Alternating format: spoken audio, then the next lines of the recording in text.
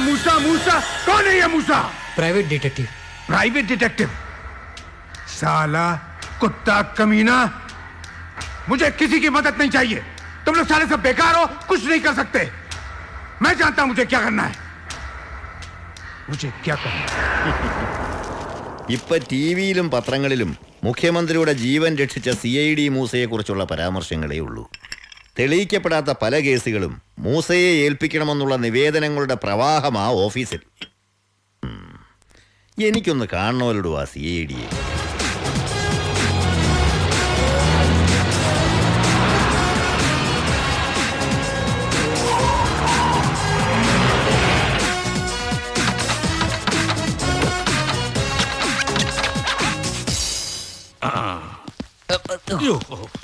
ആറ് കാറും അതിനിടയിൽ ഈ ബോറ് കാറും ഓവറാവോ മോനെ? കുറച്ച് ഓവറായാലേ എല്ലാവരും ശ്രദ്ധിക്കും. ഇതിന്റെയൊക്കെ കാശാര് കൊടുക്കും ഈശ്വര? അച്ഛൻ. ഏതച്ഛൻ? ഇവന്റെ അമ്മയുടെ നായര്. ആരെങ്കിലോട്ടെ വരൂ.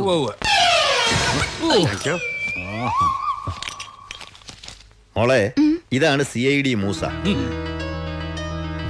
ഹലോ. അറിയാം, ഇപ്പൊ കോളേജിലും ക്യാൻറ്റീനിലും എല്ലാരും മൂസ മൂസ എന്നാ പറയണേ. ക്യാൻറ്റീനിലാണെങ്കിൽ മൂസ എന്നാവില്ല, സമൂസ എന്നായിരിക്കും. എല്ലാവർക്കും ഒരു ചായ ആവാല്ലേ? അതെ. ഇവരൊക്കെ ഞങ്ങളാണ് സാർ. നിങ്ങൾ? ഞങ്ങൾ തന്നെ സാർ. അതെ. നിങ്ങൾ ആരാണ്? ഇവരൊക്കെ എന്റെ കൂടെ വന്നവരാണ് സാർ. അതെ, ഇവരാരൊക്കെയാണ്? അവരിവരൊക്കെയാണ് സാർ. ആരെങ്കിലും ആയിക്കോട്ടെ സാർ. മര്യാദയ്ക്ക് സംസാരിക്കണം. അങ്ങനെ ആരെങ്കിലും അല്ല സാർ. ഇതെന്റെ കൂടെ പറപ്പായ അച്ഛൻ CID പ്രഭു. CID വിക്രം. ഓ, സാർ. ഞങ്ങളോട് പേഴ്സണലായി അല്ല, എന്നോട് പേഴ്സണലായിട്ട് എന്താണ് സാർ പറയാനുള്ളത്? അന്ന് എന്റെ കാറിൽ ബോംബ് വെച്ചിട്ടുണ്ടെന്ന് തനിക്ക് എങ്ങനെ മനസ്സിലായി? അത് പൊട്ടിത്തെറിച്ചപ്പോ മനസ്സിലായി കാണും അല്ലേ? ആരാണ് അതിന്റെ പിന്നിൽ? സാറിനെ കൊല്ലാൻ വന്നവനാണ് സാർ. അതെല്ലാവർക്കും അറിയാവോ? അതാരാണെന്നാണ് ചോദിച്ചത്. അത് ബോംബ് വെച്ചവൻ തന്നെ. Stop it sir. ഞങ്ങൾ CIDകൾ എല്ലാ രഹസ്യങ്ങളും ക്ലൈമാക്സിലെ പറയാറുള്ളൂ. ശരി, നിങ്ങളുടെ ഏജൻസിക്ക് രഹസ്യമായി പോലീസിനും സഹായിച്ചൂടെ? സാർ, എങ്ങനെയുള്ള സഹായമാണ് സാർ പ്രതീക്ഷിക്കുന്നത്? ഈ കേസുമായി ബന്ധപ്പെട്ട പല കാര്യങ്ങളും അറിയാവുന്നവരാണല്ലോ നിങ്ങൾ. ആ സ്ഥിതിക്ക് എന്ന് വെച്ചാൽ ഞാൻ പോലീസിന് പ്രതിയെ പിടിച്ചു കൊടുക്കണമെന്നാണോ സാർ പറയുന്നത്? വേണ്ട സാർ, പോലീസുമായിട്ട് ഞങ്ങൾ CIDകളെ ക്ലബ് ഏൽപ്പിക്കണ്ട. അവരവരുടെ രീതിക്ക് അന്വേഷിക്കട്ടെ. സാറിന് വേണ്ടി ഞങ്ങളുടെ സ്റ്റൈലിൽ അന്വേഷിക്കാം. അത് മതി. ആ സാർ, പക്ഷേ എനിക്കൊരു ഡിമാൻഡ് ഉണ്ട്. എനിക്കൊരു തോക്ക് വേണം. തനിക്കെന്തിനാ തോക്ക്? സാർ, ഞാൻ സാറിന്റെ ജീവൻ രക്ഷിച്ചതിന് ശേഷം എനിക്കുണ്ട് സാർ വധഭീഷണി. അതുകൊണ്ടാണ് സാർ ഒരു തോക്ക്. നിയമ തടസ്സങ്ങളില്ലേ, അനുവദിക്കാം അല്ലേ Satyanarayana? Excuse me, no sir. துப்பாக்கி எல்லாம் ஒரு சாதாரண ஆளுக்கு அலோ பண்ணக்கூடாது. ஏதாவது ஆச்சுன்னா என்ன பண்ண முடியும்? സാർ, രാവിലെ മുതൽ വൈകുന്നേരം വരെ ഓരോ VIP-കളുടെ ജീവൻ രക്ഷിക്കുന്നവനെ ഈ എന്റെ ജീവൻ ആര് രക്ഷിക്കും സാർ? സാർ ഒരു തോക്ക്. ഓക്കെ, തനിക്ക് തോക്ക് തരാം, പക്ഷേ ഒരിക്കലും ഉപയോഗിക്കരുത്. ഇല്ല സാർ.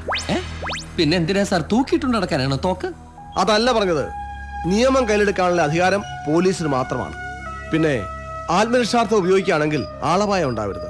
മുട്ടിന് താഴെ വെടിവെക്കാവൂ. Okay sir.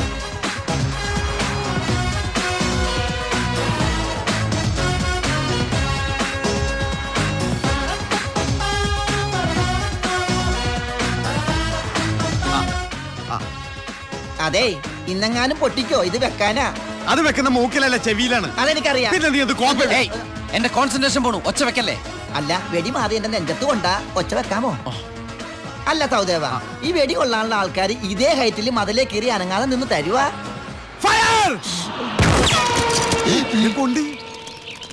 നീ ഇങ്ങനെ ഒരു ഉത്തരവാദിത്വമില്ലാതെ വെടിയും വെച്ചോണ്ട് നടന്നോ? നിന്റെ പ്രായത്തിൽ എനിക്ക് പിള്ളേർ രണ്ടാ അറിയോ?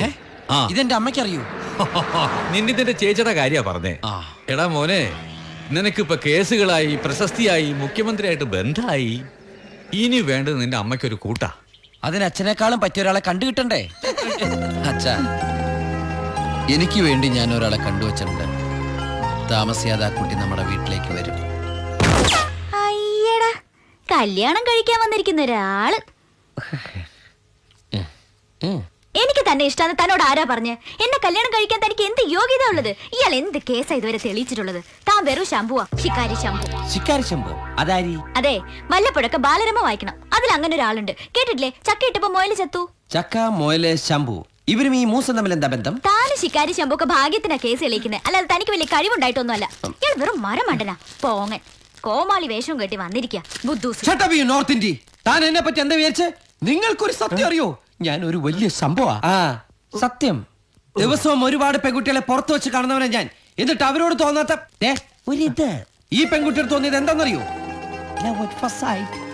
അതുകൊണ്ടൊരു കാര്യം ഞാൻ വീണ്ടും വീണ്ടും പറയാ, ഇത്തിരി ലേറ്റ് ആയാലും ഞാൻ നിന്നെ കൊണ്ടേ പോവൂ.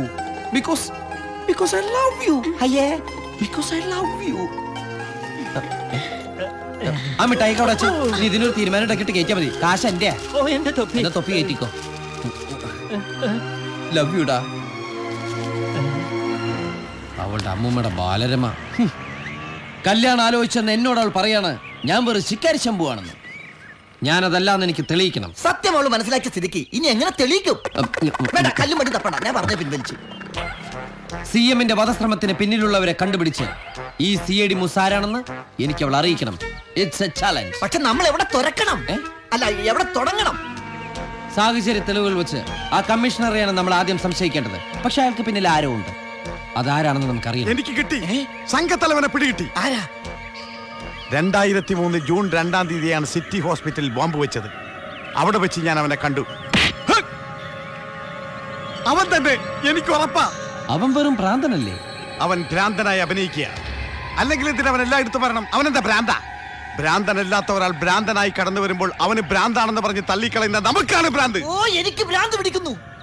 വിക്രമൻ ചേട്ടാ, യു ആർ ഗ്രേറ്റ്. ഞാനാ? നീ വെറും വേസ്റ്റ്. അങ്ങനെ പറയാം. ഇനി ഒരു നിമിഷം പോലും കളയാതെ നമ്മൾ അവന്റെ ഓരോ നീക്കങ്ങളും വീക്ഷിക്കുന്നു. നമ്മൾ അവനെ ഫോളോ ചെയ്യുന്നു. Come on!